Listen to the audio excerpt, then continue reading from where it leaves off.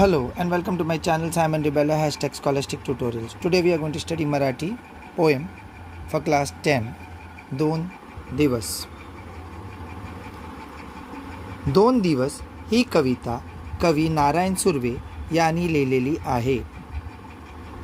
या कवितेत कवीने कामगाराच्या जीवनात घडलेल्या सुखांचे व दुःखांचे वर्णन केले आहे. कामगार हा खूप कष्ट करणारा असतो. या संसाराच्या शाळेत कामगाराला अनेक संकट व अडचणी भेटतात. ते सर्व दुःख व कष्ट तो सहन व मात करून या जीवनात जागतच असतो.